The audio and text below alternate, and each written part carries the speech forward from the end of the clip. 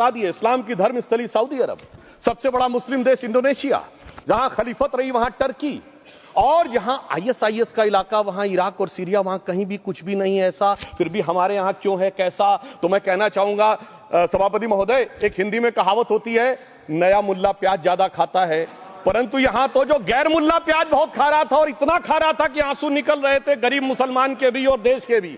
इसलिए मैं कहना चाहता हूं सभापति महोदय, अगर छोड़ दीजिए भारत की बात करिए, तो क्या ऐसी कोई शक्ति सिखों के पास है, ईसाइयों के पास है, यहूदियों के पास है, पारसियों के पास है?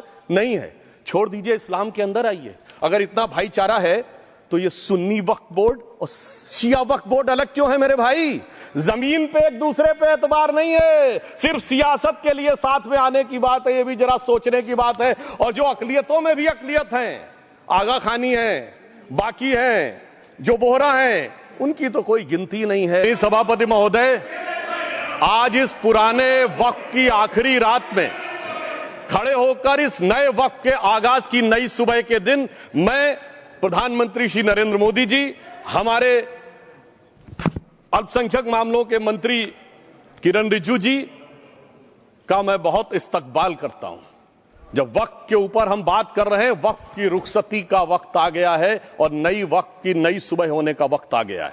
अगर हमें इस पे बात करनी है तो मुझे चार दृष्टि से बात करनी पड़ेगी। एक, इस बिल के तकनीकी प्रावधान जिस पे बहुत सारे लोग बहुत कुछ बोल चुके हैं। दूसरा है वक्फ की अवधारणा, तीसरी है वक्फ की राजनीति, और चौथा है वक्फ की राजनीति के नाम पर होने वाली वह सांप्रदायिक बनाम सेकुलर की राजनीति। सबसे पहले हमारे नेता सदन माननीय नड्डा जी ने बताया कि किस विस्तार के साथ इस वक्फ कमेटी ने काम किया, किस शिद्दत के साथ हमारी सरकार ने काम किया।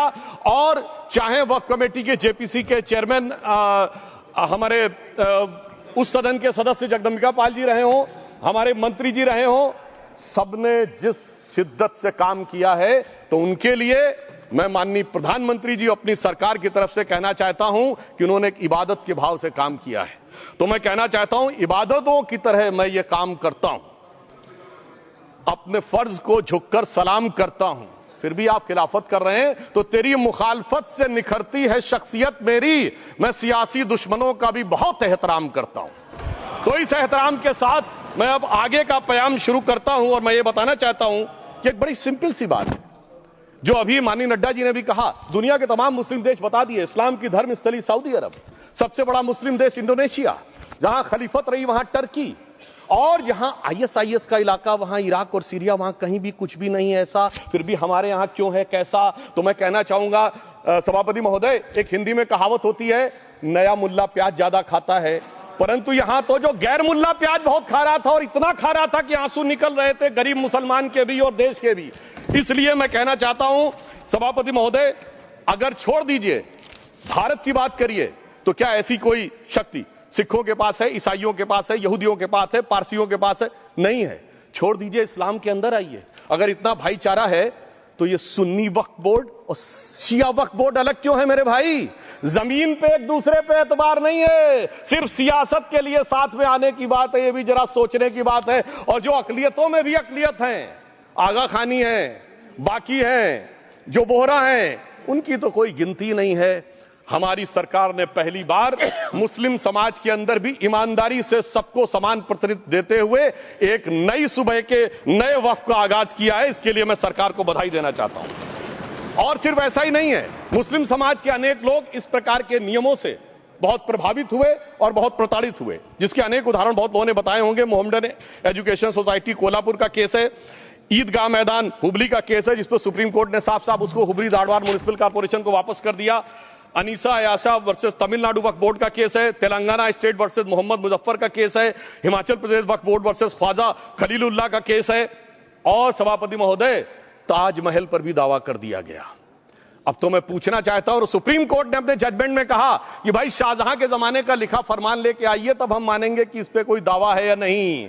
आप सोचिए कि अगर ये वक्त का कानून इसी ढंग से चला होता तो क्या होता। अभी हमारे जॉन ब्रिटास जी और मनोज झा जी ने बहुत सारी बातें बोली थी। एक प्यास की बात बोली थी, उन्होंने उड़ीसा के ग्राहम स्टोन्स का जिक्र किया था, तो उसमें तो कांग्रेस की सरकार सीबीआई की इंक्वायरी नहीं कर पाई थी। मगर जब ताजमहल का उल्लेख आता है सभापति महोदय, तो एक प्यास मुझे याद आ जाती है। जब शाहजहां जेल में था और दूर से उस ताजमहल को देखता था और उसे सिर्फ एक सुराही पानी मिलता था और उसने औरंगजेब से कहा एक सुराही पानी और भिजवा दो, तो जानते उसने मना कर दिया। तो दुखी होकर शाहजहां ने फारसी में लिखा, ए पिसर तू अजब मुसलमानी, जे पिदरे जिंदा आप तरसानी, आफरीन हिंदुआन सदबार, जे देहंद पिदरावा मुर्दा देवम आप। मतलब तू कैसा मुसलमान है जो जिंदा बाप को पानी के लिए तरसा रहा है, तुझसे तो आफरीन 100 बार उन हिंदुओं को है जो पितृपक्ष में मरे हुए बाप को भी पानी देते हैं। और सभापति महोदय, मैं बताना चाहता हूं कि ये हमने ईमानदारी से मुस्लिम समाज के कल्याण के लिए बात की है, क्योंकि एक तरफ खड़ा हुआ है ईमानदार मुसलमान जो शराफत के साथ ईमान को गले से लगाए हुए हैं, और दूसरी तरफ कुछ चंद सरमाएदार हैं जो उस अमानत में खयानत करके शरारत के साथ उसके झंडावरदार बनना चाहते हैं। तो ये मुकाबला किसके बीच में है? ये शराफत अली और शरारत खान के बीच में मुकाबला है। हमारी सरकार शराफत अली के साथ खड़ी है, हमारी गरीब मुस्लिम के साथ खड़ी है। ये गरीबों गुर्बत वाले गुर्बत अली और सरमाएदार वाले गाजी खान के बीच का इलाका है। मगर मैं कहना चाहता हूं महोदय, एक बात मैं बहुत स्पष्ट रूप से कहना चाहूंगा, इन जरूरतमंद मुसलमानों की लड़ाई के लिए मैं कह सकता हूं कि ये गरीब मुसलमानों के दिल की कसक और कट्टरपंथी वोट के ठेकेदारों के मन की ठसक के बीच में हमारी सरकार ने उस कसक का साथ दिया है, जिसके लिए मैं मानता हूं गरीब और पसमानदा मुसलमान निश्चित रूप से उनका आभारी होगा।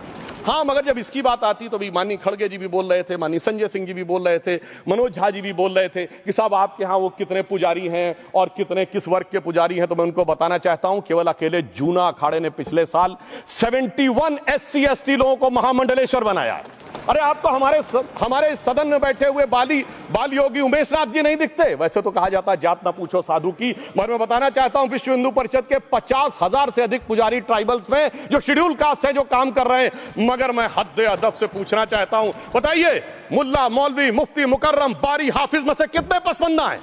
उसमें कितने जुलाहा अंसारी गौसी बताइए मिरासी कितने हैं? बाकी छोड़िए, पसंदला बोर्ड में है क्या? अरे वक्फ बोर्ड में है क्या? इसीलिए मैं कहता हूं खुद मियां फजीहत दूसरों को नसीहत। अगर ईमानदारी से बात करनी है तो उस पर आगे। मगर मैं एक बात और कहना चाहूंगा कि हमारी जो सरकार ने नाम दिया है, इसको उम्मीद नाम दिया है, और ये उम्मीद है किसके लिए? उस ईमानदार मुसलमान के लिए और देश के हर खास व आम के लिए ये उम्मीद है। मगर सभापति महोदय, कुछ लोग वो हैं जो उम्मा का ख्वाब पाले हुए थे। उम्मा शायद हमारे बहुत से लोग समझते हो ना समझते हो, पूरी एक एंटायर जो इस्लामिक खलीफत और राज होता है उसको उम्मा कहते हैं। उम्मीद वालों को तो उम्मीद की नई रोशनी दिख रही है, उम्मा वालों की उम्मीद पे पानी फिर रहा है। तो ये उम्मीद और उम्मा के बीच का भी मामला है। परंतु मैं ये भी कहना चाहूंगा सभापति महोदय, इसके बाद सिर्फ ऐसा ही नहीं था। प्रॉपर्टीज के ऊपर, तमाम सरकारी प्रॉपर्टीज पे, जिसमें बहुत डिटेल में हमारे साथी लोग गए, मैं डिटेल में नहीं जाना चाहता। भोपाल का विषय, हैदराबाद का विषय, मुंबई का है, लखनऊ का है, पटना का है, बहुत प्रकार से है। माननीय लालू प्रसाद यादव जी का विषय जब बताया गया था तो बहुत ज्यादा हमारे मनोज झा जी बोल रहे थे, तो अब मैं उसके डिटेल में नहीं जाना चाहता हूं। सबने वो वीडियो देखा है। बस एक लाइन में उनके लिए कहना चाहूंगा, वो कुछ भी बोल रहे हैं, जिसे कहते हैं बिगड़ी बात बने नहीं, लाख करो किनकोए, रहीमन बिगड़े दूध को मथे न माखन होए। अब जो बोलना था वो बोल चुके, सबके सामने वो आ चुका। अब एक बात और है, दूसरे धर्म स्थलों के बारे में विषय आता है, तो मैं याद दिलाना चाहता हूं केरला के कैथोलिक चर्च ने 31 मार्च 2025 को जो लिखा, सिर्फ उसकी लास्ट की 2 लाइन बोलना चाहता हूं। We request the central government to get the amendment bill passed as early as possible so that the tears of thousands of suffering people in the place like Munambam can be wiped out only by a legal amendment that can provide a permanent solution to their suffering. We urge all the MPs from opposition party to support the bill so that the historic legislation can become unanimous. मगर सभापति महोदय, ये अल्पसंख्यकों की बात करने वाले जब अल्पसंख्यक की बात आती तराजू पे तोलते हैं, किसका वेट ज्यादा है, किसकी धमक ज्यादा है, किसकी खनक ज्यादा है, फिर तय करते हैं कि माइनॉरिटी के साथ आना है, किस माइनॉरिटी के साथ नहीं आना है। और मैं एक और बात कहना चाहता हूं, तमिलनाडु के तिरुचेरी मंदिर की बात आई, यमुनानगर में गुरुद्वारे की बात आई, केरल में क्रिश्चियन कम्युनिटी की जमीन की बात आई। बहुत सारे लोग प्लेसेस ऑफ वर्शिप के एक्ट की बात करते हैं, तो as per places of worship act Tamil Nadu का मंदिर का तो स्टेटस नहीं चेंज हो सकता, भाई 15 अगस्त 47 के बाद किसी प्लेस ऑफ वर्शिप का स्टेटस नहीं चेंज हो सकता, तो वक्फ बोर्ड को क्लेम फॉरफिट कर देना चाहिए, because it is in contrast to the places of worship act. परंतु अब सुनिए, यही गुरुद्वारे के बारे में भी होना चाहिए। मगर सभापति महोदय, चाहे वक्फ बोर्ड का एक्ट हो, चाहे प्लेसेस ऑफ वर्शिप एक्ट हो, एक ही को फायदा होना है, जिसे कहावत में कहते हैं खरबूजा छुरी पर गिरे या छुरी खरबूजे पे गिरे, आखिर में कटना भगवे रंग के खरबूजे को ही होता है। अब मैं यह भी बताना चाहता हूं कि इन संपत्तियों के द्वारा जो कुछ हुआ, उन्होंने इतनी चीजों को लिया है, इतनी चीजों को लिया है। एक पुराना उर्दू का शेर है कि मिटे नामियों के निशान कैसे कैसे, और ये जमीन खा गई आसमां कैसे कैसे।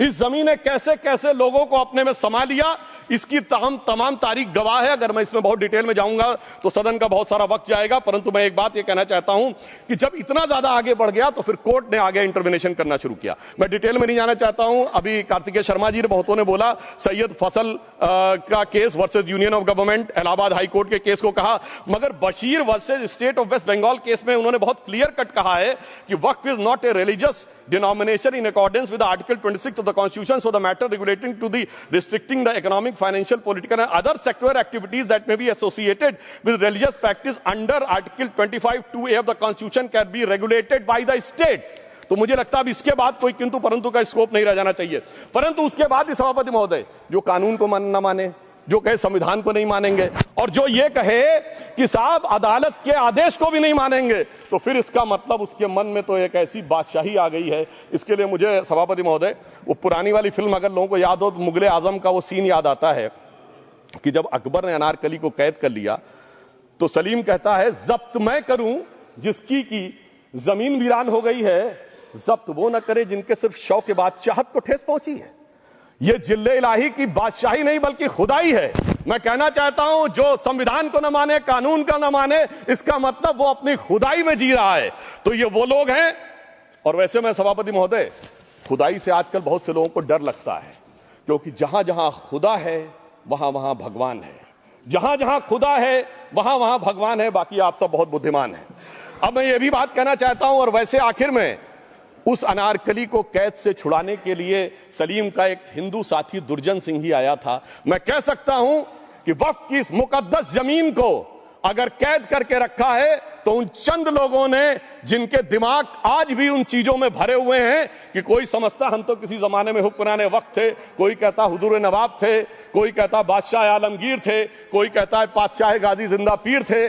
तो नदीमुल हक साहब ने जो बोला था ना, किसी के बाप का हिंदुस्तान थोड़ी है, बिल्कुल मैं कहना चाहता हूं जिन्होंने इस देश के लिए खून बहाया उनके बाप का हिंदुस्तान है, उस गरीब मुस्लिम कारीगर के बाप का हिंदुस्तान है। पर जो ये कहते हैं कि आगरे का लाल किला किसके बाप ने बनवाया, आगरे का किला किसके बाप ने बनवाया, दिल्ली का किला किसके बाप ने बनवाया, हैदराबाद का चार मीनार किसके बाप ने बनवाया, उसके बाप का यह हिंदुस्तान नहीं है। और उसके बाद भी जो आप करना चाहते हैं, अगर इस रास्ते में आप कांटे बिछाना चाहते हैं, तो उनके लिए एक लाइन कहना चाहता हूं सभापति महोदय, तेरी तमन्ना है पर हम खार न बोने देंगे, खार कांटों को कहते हैं, तेरी तमन्ना है पर हम खार न बोने देंगे, तुझे हम राह की दीवार न होने देंगे, तू सबको रौंद कर आगे जो निकलना चाहे हम तेरी इतनी भी रफ्तार न होने देंगे। और इसीलिए हमारी सरकार ने इस विषय के ऊपर एक सही और सटीक प्रयोग करने का प्रयास किया है। मैं दूसरी बात यह भी बताना चाहता हूं, हमारे डीएमके के तिरुचि शिवाजी ने अनायास अकारण यह बात बोली थी कि उस समय जब जिन्ना का उल्लेख करते हुए उन्होंने कहा कि पार्टीशन के समय, तो मैं उनके सुलभ संज्ञान के लिए बता देता हूं, 1946 की कॉन्स्टिट्यूएंट असेंबली में मद्रास प्रेसिडेंसी में 30 आउट ऑफ 30 सीट्स जो थी वो मुस्लिम लीग ने जीती थी विद 95% ऑफ वोट्स, और एक भी मुस्लिम वहां के बाद बाहर नहीं गया। इसलिए मैं ईमानदारी से कहना चाहता हूं, फैक्ट को समझिए। और जो मद्रास प्रेसिडेंसी के मुस्लिम लीग के अध्यक्ष थे और पीजे पोकर साहब बहादुर और मोहम्मद इस्माइल, वही बाद में इंडियन यूनियन मुस्लिम लीग के अध्यक्ष बने, और उन्होंने 28 अगस्त 1947 को सेपरेट इलेक्टोरेट मांगे, जो कोई जाके कॉन्स्टिट्यूएंट असेंबली की डिबेट में पार्लियामेंट किया। आप वेबसाइट पे पेज नंबर 270 पे जाके पढ़ लीजिएगा। सरदार पटेल ने बड़े गुस्से में इस बात को कहा, अब जो हो गया सो हो गया, एक रात में दिल नहीं बदल गया, मगर अब देश के लिए कैसे आगे बढ़ना है उसके लिए ईमानदारी से आगे आओ। और खैर मैं अंबेडकर जी और पटेल जी के बहुत सारे वो कोट कर सकता हूं, सारी बातों को छोड़िए, मगर अफसोस की बात यह है सर कि अभी मनोज झा जी ने बोला था हम में से कोई शक है, कोई हूण है और ये करिए। अरे भैया जमाने चले गए, अब जेनेटिक सीक्वेंसिंग का जमाना आ गया है, और जेनेटिक सीक्वेंसिंग ने क्या प्रूव किया है? दुनिया के सबसे बड़े मुस्लिम देश इंडोनेशिया के राष्ट्रपति आए थे और राष्ट्रपति भवन में उन्होंने डिनर के दौरान कहा कि few weeks back I got my genetic sequencing done and I was told that I am an Indian DNA. अरे साहब, कहां गुलामी की मानसिकता में पड़े हुए हैं सभापति महोदय? और यहां गुलामी की मानसिकता इस कदर पैबस्त है लोगों के दिमागों में। किसी सदन के एक सदस्य यहां विराजमान है, वो उस समय महाराणा सांगा का उल्लेख कर दिए। मैं ईमानदारी से कहता हूं, एक भी इंडियन सोर्स में इसका उल्लेख नहीं है, सारे के सारे फॉरेनर्स और लुटेरों के सोर्स में उल्लेख है। इसीलिए मैं कहता हूं, ये गुलामी के जिन्होंने गुलाम बनाया उनके सोर्सेस पे यकीन ना करिए। और वैसे थोड़ा सा आउट ऑफ कॉन्टेक्स्ट हो तो ये भी बोल दूं, हमारे सदन के बहुत सदस्यों को नहीं पता होगा, अलेक्जेंडर के आक्रमण का किसी भारतीय सोर्स में कोई उल्लेख नहीं है, पोरस नाम के किसी राजा का उल्लेख नहीं है, सिर्फ और सिर्फ ग्रीक में है। इसलिए गुलामी की मानसिकता से बाहर निकलिए, तब इन चीजों को आप सही ढंग से समझने में सफल होंगे। मेरा अब यह भी अनुरोध अपने सदस्यों के साथ है। वक्त की अवधारणा के बारे में बहुत कुछ बोला जा चुका है कि ये ओरिजिनली कहां से आया, पर मैं इतना कहना चाहूंगा, सबसे पहले वक्त का उल्लेख आता है जब ससनिड एम्पायर को खलीफा उमर ने कैप्चर किया, तो आज का जो सदन इराक है उसके इलाके को उन्होंने वक्त डिक्लेयर किया और वो स्टेट के द्वारा कंट्रोल होता था। स्टेट के बारे में माननीय नड्डा जी ने अभी बताया कि बड़े बड़े देशों में किस ढंग से होता था। सर सैयद अहमद खान ने भी वक्त को मूल इस्लाम का हिस्सा न मानते हुए इसके लिए मुजार शब्द कहा है, जो शरिया के अंतर्गत आता है, और इसी के लिए उन्होंने फतवा आलमगीरी को भी कोट किया था। और इसीलिए 1894 की जो प्रिवी काउंसिल का जजमेंट जो आया था, वो वक्फ अल औलाद के खिलाफ आया था। मगर सभापति महोदय, 1906 में कलकत्ता कांग्रेस अधिवेशन में कांग्रेस ने प्रस्ताव पारित किया कि प्रिवी काउंसिल के जजमेंट में कुछ गलती है, इसे बदलना चाहिए। क्योंकि 1904 में जिन्ना कांग्रेस को ज्वाइन कर चुके थे, इसलिए मैं कहना चाहता हूं फिर 1913 में वो जजमेंट बदला गया। हमारे सदन के बहुत से सदस्यों ने इस सदन और दूसरे सदन में बोला है, मैं एक सेंटेंस बोलता हूं, लगेगा जैसे वही लोग बोल रहे हैं। वर्ड ये है, कोट है, since the bill was introduced to administer the Muslim law for Mussalmans, so the question of public policy does not arise.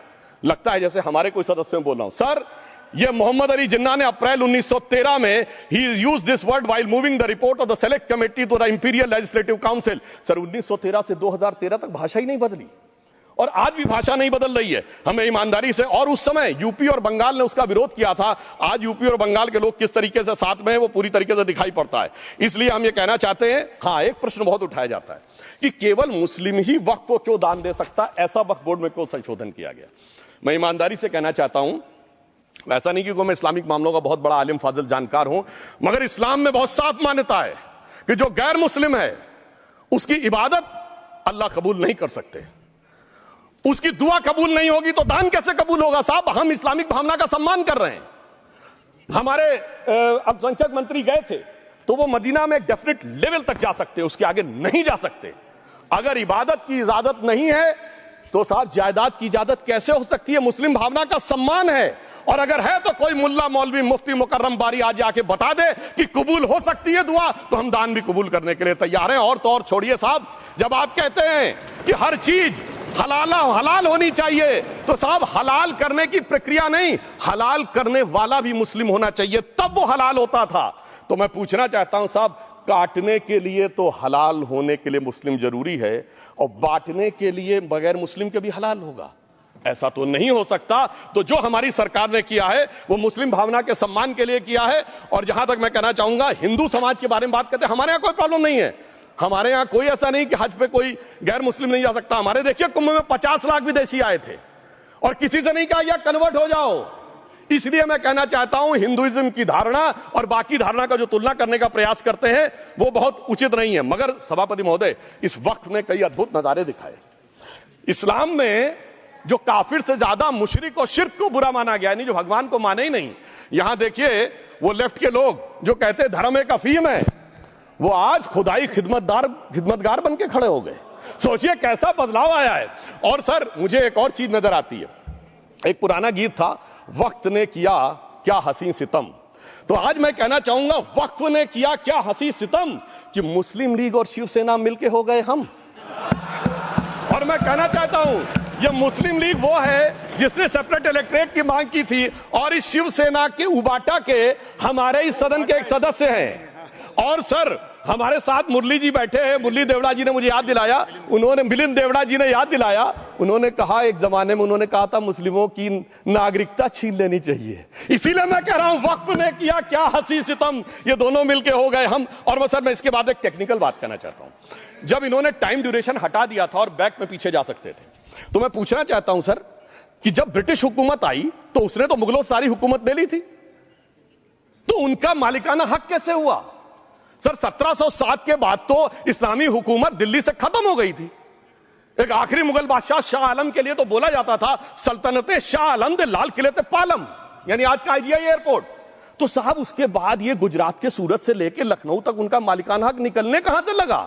अरे भाई जब दिल्ली को कैप्चर किया था अंग्रेजों ने तो सारी जमीन अंग्रेजों की थी। तो जब मैं अपने कांग्रेस के मित्रों से पूछना चाहता हूं, ये जब गवर्नमेंट ऑफ इंडिया एक्ट में पावर डीड ट्रांसफर की थी तो पढ़े नहीं थे क्या, या खोखले कागज पर साइन कर लिए थे, या कागज सही था आप खोखला करने की बात है?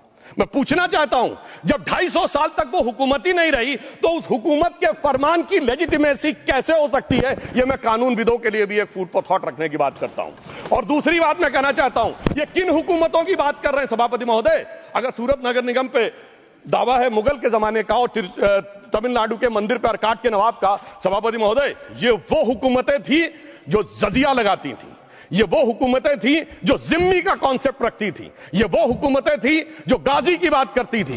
क्या भारत के संविधान में उन हुकूमतों के फरमान को सही मान्यता देना सही है? बिल्कुल गलत है। मैं कहता हूं बाबा साहब अंबेडकर के संविधान में यदि आप ऐसी हुकूमतों के फरमान को रखने की कोशिश करते हैं तो this is fraud on constitution. और हमारी सरकार ने अगर बैकडेट से वो बंद किया है तो उस फ्रॉड को रोकने की पूरी व्यवस्था की है।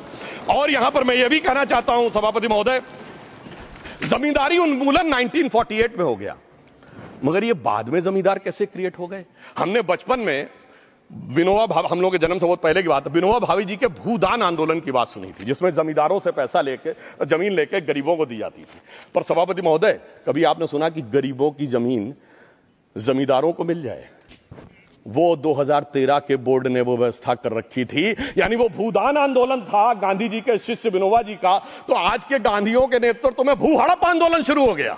अगर वो भूदान आंदोलन था तो ये भू हड़प आंदोलन था। इसलिए मैं एक और बात भी कहना चाहूंगा सभापति महोदय कि जिन हुकूमतों के फरमान की बात की जाती है, एक और फैक्ट है, इसको कोई अन्यथा न ले, जितने मुस्लिम बादशाह अलाउद्दीन खिलजी के बाद उन्होंने बगदाद की खलीफा का खुतबा पढ़ा है, that is a foreign rule, it's on record. कैसे उसको भारत सरकार मान्यता दे सकती है? इसलिए मैं कहना चाहता हूं जरा सा गौर से देखेंगे तो हकीकत आपके सामने आ जाएगी। और क्या कभी किसी ने कल्पना की, किसी क्रिश्चियन ने तो नहीं कहा कि इंडिया गेट हमारा है, गेटवे ऑफ इंडिया हमारा है, और चर्च नहीं सही फिर भी चर्च गेट हमारा है?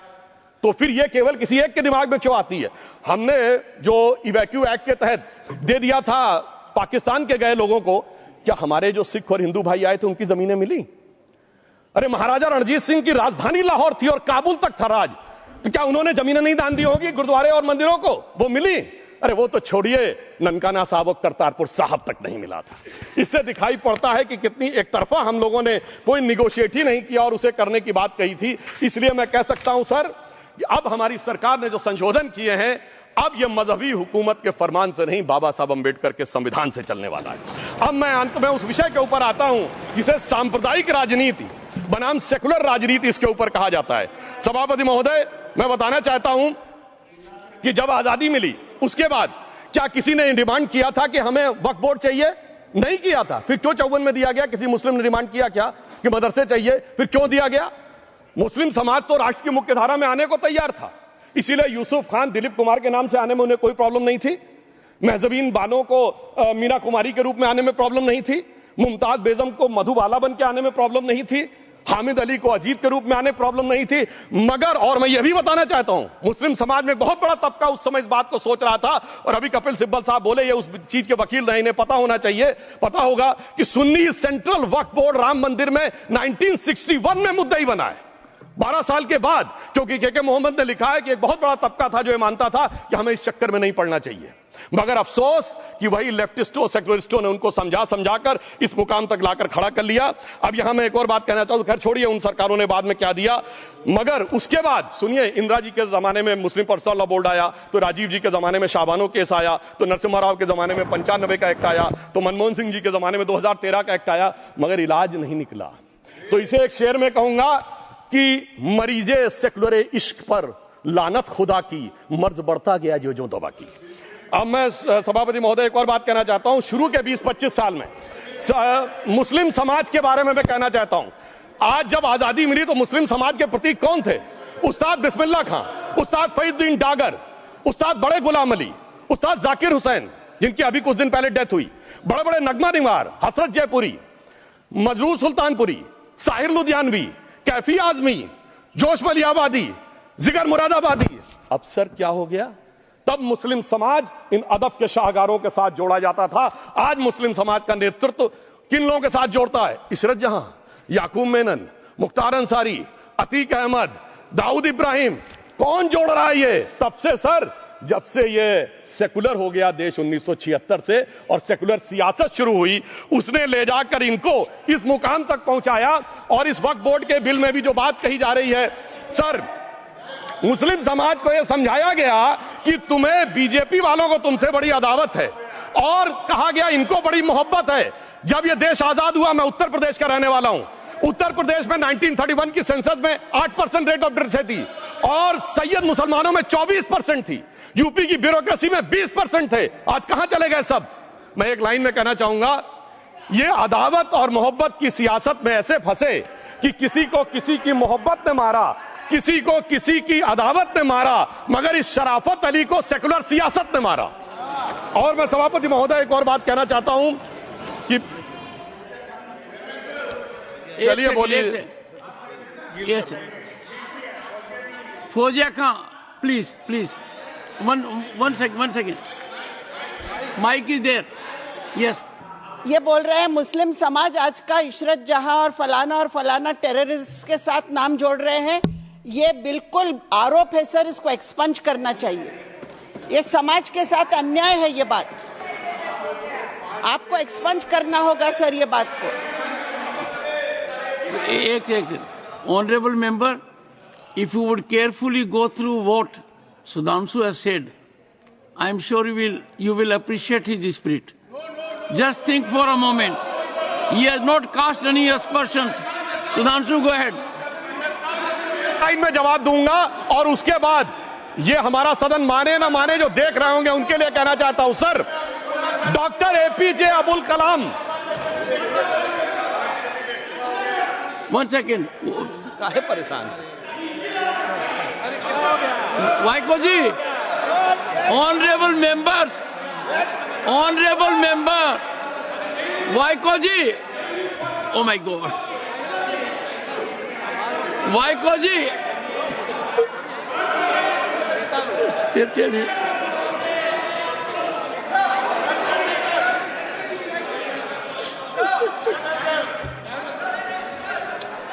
ऑनरेबल एसएम को जी हिंदी समझ रहे हैं।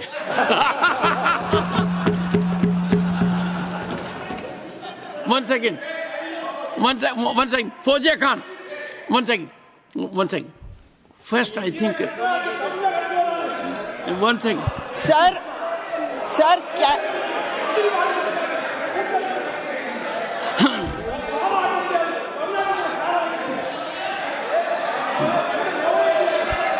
Sir, community cannot be stigmatized. Yes, sir. An entire community cannot be branded like this. Fauziya Khan ji, I'll come to you. I'll give you the opportunity.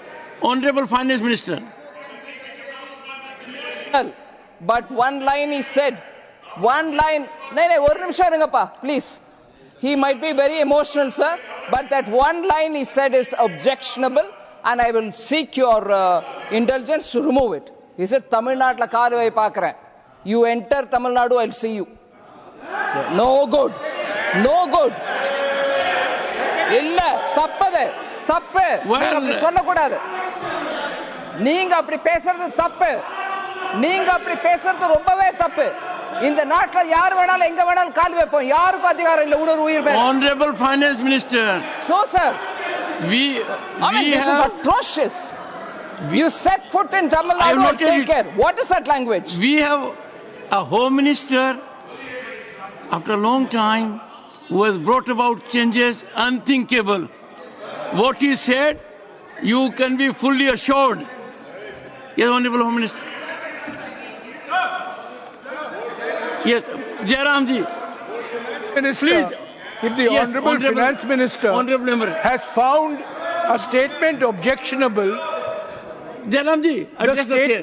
the statement of the Honorable Member stigmatizing a whole community is objectionable. Oh. And what is worse, is the chairman lending respectability to that view. Oh my. That is even worse. Honorable That is even Home worse. Minister. मान्यवर, सुधांशु जी ने मुसलमानों के लिए कुछ नहीं किया है, India alliance के लिए किया है। अब मैं एक एक कर कर बता देता हूं। अरे सुनो ना भाई, आप सुनो तो। अरे दिग्विजय सिंह सुनिए, मैं खड़ा हूं ना अपने पैर पर। मान्यवर, सुधांशु जी ने कहा इशरत जहान, यही एनसीपी पार्टी ने इशरत जहान के घर पर जाकर रुपयों का इनाम भी दिया था और उसको शहीद बताया था। दूसरा कहा अतीक अहमद किस पार्टी से थे? इंडिया अलायंस की। दूसरा कहा अंसारी किस पार्टी से? कांग्रेस और इंडिया अलायंस के। ये सारे नाम आपके साथ जुड़े हैं भाई। उल्टा उन्होंने तो मुसलमान कम्युनिटी से तो ढेर सारे शायरों का नाम दिया जिन्होंने साहित्य की सेवा की और ढेर सारे साहित्य की रचना की। मानिए Sudhanshu, he is not yielding now. Sudhanshu. सबसे पहले मैं तमिलनाडु का जवाब देना चाहता हूं। Yes. सभापति महोदय, तमिलनाडु से ही डॉक्टर एपीजे अब्दुल कलाम थे और मैं सारे सदन से कहना चाहूंगा, डॉक्टर कलाम का नमाजे जनाजा और याकूब मेनन का नमाजे जनाजा एक ही दिन हुआ। कितने लोग याकूब मेनन के नमाजे जनाजा में गए और कितने डॉक्टर कलाम के नमाजे जनाजा में गए? डॉक्टर कलाम मेमोरियल पे कितने लोगों की फोटो है? दिखाएं मुझे, सोशल मीडिया पे पोस्ट की हो। मगर अफजल हालात का मारा था, आपके एक मंत्री का ऑफिशियल ट्वीट है, वो इस सदन के सदस्य नहीं तो मैं नहीं बोल रहा हूं। याकूब मेनन की जुडिशियल किलिंग हुई, आपके एक नेता का, मिनिस्टर का ऑफिशियल ट्वीट है, सदन के सदस्य नहीं है इसलिए नहीं बोल रहा हूं। और सर 26/11 आरएसएस ने कराया, सदन के सदस्य बैठे हुए हैं। हाफिज साहब और सुनिए, जाकिर नायक शांति का मसीहा सदन में सदस्य बैठे हुए हैं। सर किसने जोड़ा? मैं नहीं कह रहा हूं जोड़ा, हमने किससे जोड़ा मैं बताना चाहता हूं। मैं अपनी बात, सर मैंने नाम किसी का नहीं लिया। सर आपने उड़ता तीर क्यों पकड़ लिया? सर मैंने नाम नहीं लिया, उड़ता तीर क्यों पकड़ लिया? सर मैं पूरी बात करूं। सर मैं कहना चाहता हूं, हमारी सोच मुस्लिमों के बारे में और इनकी सोच में क्या अंतर है। देखिए, जिन लोगों ने मुस्लिम हिस्ट्री नहीं पढ़ी उन्हें मैं बताना चाहता हूं। एक दो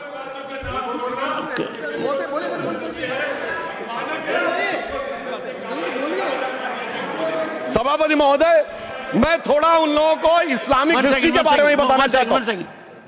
Honorable Digvijay Singh, please. No, I'll give you a chance. I'll give. माननीय सदस्य, Honorable Digvijay Singh ji. माननीय सभापति महोदय, जो माननीय सदस्य ने एक बात कही है, मैं सुन रहा था डॉक्टर त्रिवेदी जी की बात। उन्होंने कहा था ऐसे ऐसे ऐसे मुसलमान हम लोगों के साथ हैं और वैसे वैसे मुसलमान इन लोगों के साथ हैं।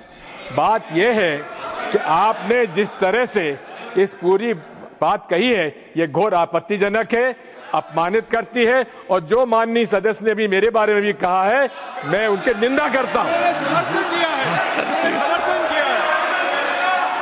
Honorable Home Minister. Honorable Home Minister. Honorable Home Minister. एक second. Okay. One second. Your mic will be on. जी महोदय, मुझे ये सब कहने की जरूरत नहीं है, लेकिन जो गुजरात में दंगे और फसाद हुए, कौन कौन उसके लिए जिम्मेदार थे बताइए। Honorable Home Minister.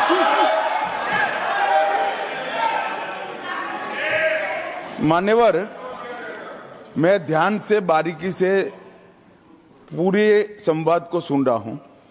माननीय सदस्य सुधांशु जी ने दिग्विजय सिंह का नाम नहीं दिया। अब वो खड़े होकर कहे मेरे बारे में कहा, इससे साबित हो गए। और अभी भी मौका है, अभी भी मौका है। आपने नहीं कहा है कि 26/11 के हमले में आरएसएस का हाथ था, तो अभी खड़े होकर माइक चालू कराकर बुलवा दीजिए माननीय। और आपत्तिजनक बात है, मैंने ये बात कभी नहीं कही है, ये आप लोगों का प्रचार है। मेरी आपत्ति इस बात की थी कि सभी माननीय सदस्य ने और बात कही है कि अब हमारे तरफ ऐसे ऐसे मुसलमान थे और वैसे वैसे मुसलमान हम लोग की तरफ थे। ये पूरे समाज के साथ, पूरे अल्पसंख्यक समाज के साथ अपमानजनक बात है। और माननीय सभापति महोदय, आप बताइए, माननीय गृह मंत्री जी, आप वहां पर थे, गृह मंत्री थे जब दंगे हुए थे, तो आप लोगों का क्या रोल था ये जन जाहिर होम मिनिस्टर। इनको मेरा हुआ ऐसा है कि मैं ही दिखाई पड़ता हूं। आपकी सुनिए सुनिए, अब सुनिए ना दिग्विजय सिंह, सुनिए 1 मिनट सुनिए। दंगे शांत होने के बाद 18 महीने के बाद मैं गृह मंत्री बना। दंगा हुआ तब मैं गृह मंत्री नहीं था। सुधांशु त्रिवेदी संदर्भ में किसी का नाम नहीं लिया। अजीज बर्नी की किताब थी 2611 एंड आरएसएस कॉन्स्पिरेसी, कोई जाके चेक कर ले उसमें कौन कौन कहां कहां था। अब मैं मुसलमानों के बारे में कहना चाहता हूं, मुस्लिम समाज के लिए। बहुत से लोग ऐसे हैं जिनको मुस्लिम समाज की हिस्ट्री नहीं पता है। मैं बताना चाहता हूं, भारत से जब न्यूमेरिक सिस्टम सबसे पहले गया तो अल जहार थे सबसे पहले, जिन्होंने जाके 1793 में जो सूर्य सिद्धांत था उसका अरबी में ट्रांसलेशन हुआ सिंध हिंद। और हम बता रहे हैं हम किस तरह के मुस्लिम को साथ रखते हैं। डॉक्टर कलाम से बड़ा आलिम इस्लाम में साइंसदान नहीं हुआ, और आरिफ मोहम्मद खान साहब जो बिहार के गवर्नर हैं, उनसे बड़ा आलिम फाजिल मुसलमान आज सियासी जमात में तो नहीं होगा, ये मैं दावे के साथ कह सकता हूं। मगर मैं बताना चाहता हूं सर, उसके बाद उन्होंने एक किताब लिखी, एक सर 10th सेंचुरी के मुस्लिम राइटर थे जिन्होंने किताब लिखी, उसका नाम था the compendious book of balancing and completion according to Hindu calculation, जिसको शॉर्ट में अल जब्र कहा गया, और वहां से अलजबरा निकला। और सर उसके बाद अल ख्वारिज्म आया। और सर आज मेरे ख्याल से सदन के बहुत से लोगों को नहीं पता होगा, ये जो एल्गोरिथम वर्ड है ये अल ख्वारिज्म से आया हुआ है। एक जमाने में इस्लाम में बैतुल हिकमत था, यानी वो सबसे बड़ा हिकमत का केंद्र था, जब एक से एक लोग होते थे। बहुतों को नहीं पता होगा कि कोलंबस ने जिस नक्शे के थ्रू दुनिया ट्रेवल किया था, वो बनाने वाला भी एक मुस्लिम था, अल इदरीसी। मगर सर एल्गोरिथम आज ऐसा बदला कि एआई के एज में दलगत भावना से ऊपर उठकर औरंगजेब के साथ खड़े हो गए। सर ये एल्गोरिथम किसने बदल दिया, ये मैं बताना चाहता हूं। इस पे थोड़ा सोचने की जरूरत है। इसलिए मैं कहता हूं मुस्लिम पॉलिटिक्स की सोच क्या थी, हमने किन मुसलमानों का साथ दिया है, मैं बताना चाहता हूं सर। वीर अब्दुल हमीद की शहादत की 50वीं वर्षगांठ 2015 में हुई।